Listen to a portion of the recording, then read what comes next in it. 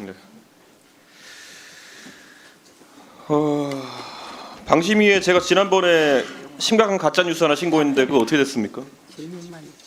그 윤석열 대통령이 계속 담아 나와가지고 가짜 뉴스를 이야기하고 계시다. 그때 계엄 당일에 뭐 분명히 저는 국회의원으로서 국회 출입을 제지당했고 그런데 뭐 그런 일이 없다는 취지로 말씀하신 거라든지 여러 가지 가짜 뉴스를 방송 매체를 통해서 얘기한 거에 대해서 신고 넣은 지가 꽤 된 것 같은데 그거 처리가 어떻게 되고 있습니까? 방송 심의로 신청하셨습니까? 예.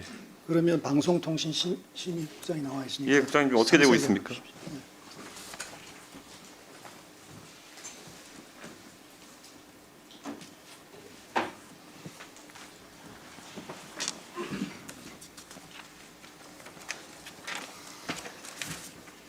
예, 지금 그 부분 신청 중에 있는 걸로 알고 있습니다. 예, 저는 이게 지금 어쨌든 탄핵이라는 중차대한 사태를 맞아가지고 당연히 뭐 우리는 국무위원들이 어떻게 처신하느냐도 중요하게 보고 있지만 방심위는 이런 사안에 대해서 적극적으로 대처해가지고 국민들이 알아야 됩니다. 지금 아직까지도 국민들은 대통령은 그래도 일부 국민에게는 권위가 있는 분이기 때문에 저분이 하신 말씀이 사실이겠구나 이런 판단을 가지고 계속 이런 내란 상태에 준하는 국민 대립이 이뤄진다면은 저는 방심위도 책임을 방기하는 것이다 생각합니다. 이 정도면은 탄핵이라는 중차대한 사태에 있어서 대통령이 말한 것이 거짓이라면은 검증 빨리 해야 되는 거 아닙니까? 신속 심사하는 절차 없습니까?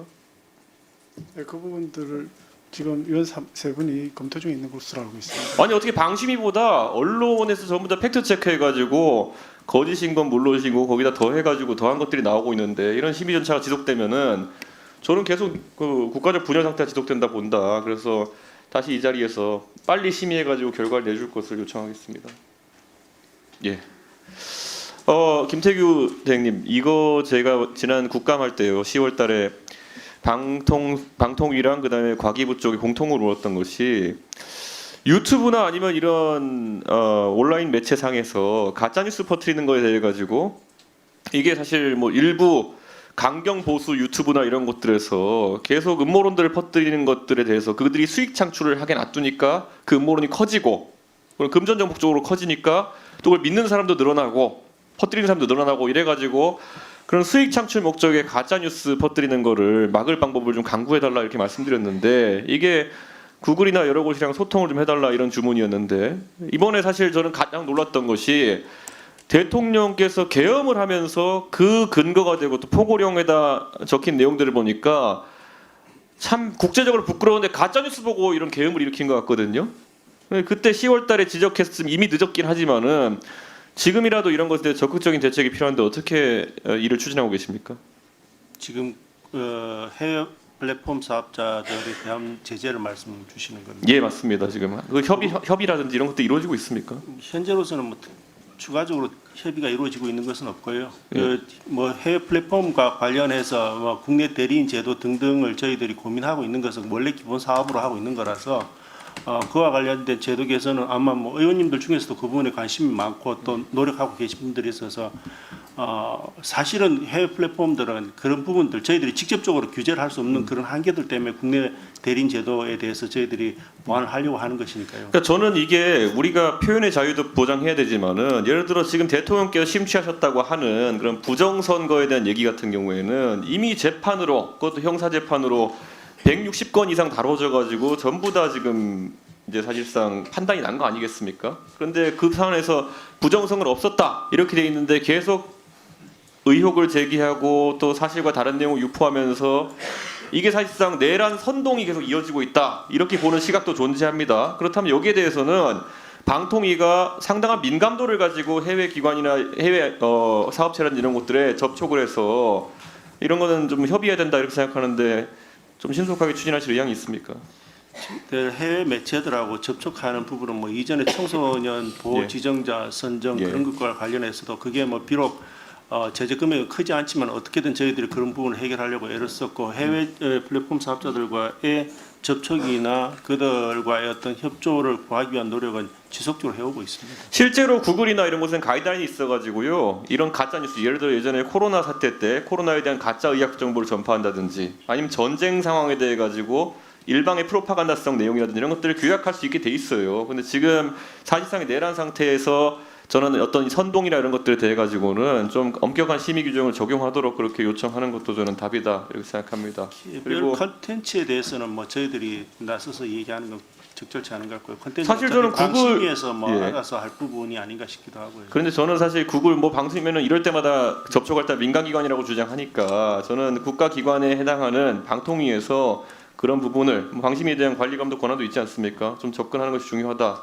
이렇게 판단합니다. 그리고 저는 과기부 장관님도 똑같은 말씀드립니다. 지난번에도 사실 계엄이 있었을 때 이번이 좀 계엄을 기획한 사람들이 통신을 장악하거나 하는 의도, 방송을 장악하거나 하는 의도 이런 것들이 안 보이고 선관위를 장악하러 가는 엉뚱한 좀 계엄이 있었기 때문에 그렇지만은 통신 서비스나 이런 것들에 대해 가지고 항상 유지될 수 있도록 해달라 이런 취지로 이제 과기부에도 얘기를 했는데요.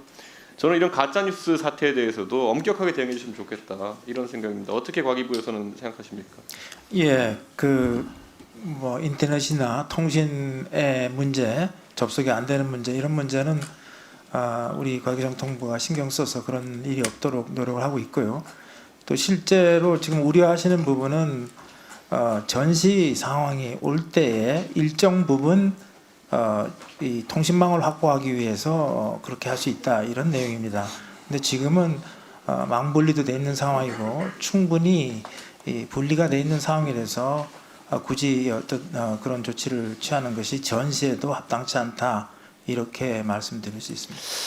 사실 이건 또 약간 정치적인 얘기일 수 있지만요. 우리 장관님 그리고 우리 직무대행님 지금 사실 이 자리에서 아마 두 분 못지않게 야당 의원들이 많은 질타라고 또 이렇게 또 질의도 했던 분이 아마 박장범 KBS 사장일 텐데요. 지금 바뀐 이런 환경에 대해 가지고 KBS는 최근에 대처하는 방식이나 이런 것들이 많이 달라졌다라는 평가를 이미 받고 있습니다. 그래서 저는 물론 윤석열 정부의 국무위원으로서 두 분께서 역할을 하시지만은 지금 국민들은 이 탄핵 사태, 이런 계엄에 준하는 내란 사태에 빠른 종결, 그래서 헌법에 따라 국가 정상적으로 운영되기 기대하고 있습니다. 그래서 두 분도 그걸 염두에 두고 좀 앞으로 판단해 주셨으면 하는 개인적인 부탁을 드리겠습니다.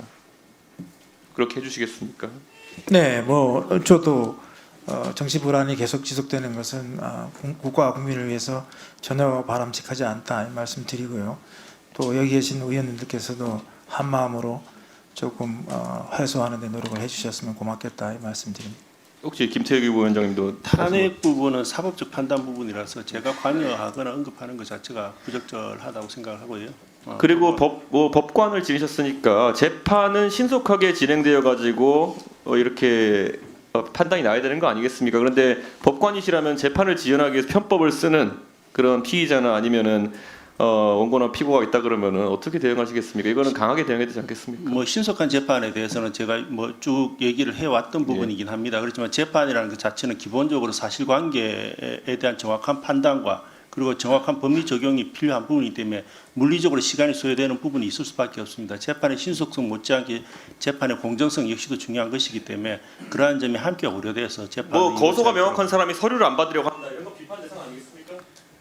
그 부분에까지는 구체적인 일어난 현상에까지는 제가 말씀드리는 것은 적절치 않아 보입니다. 일반론만 말씀드리면 될 것 같습니다. 말씀해 주셔도 좋았을 텐데요. 방금 전 신성범 의원님께서 이상인 부위원장을 민주당이 부위원장 때 일로 탄핵 추진했다라고 말씀하셨거든요. 아니요, 그렇게 말했거든요. 제발 이건 팩트 체크하고 얘기해 드리는 겁니다. 이상인 부위원장 때 한 일이 아니고요. 직무대행이 된 뒤에 2인 불법 의결을 추진했기 때문에 탄핵을 추진했다. 이게 팩트라는 점을 말씀드립니다. 아니 근데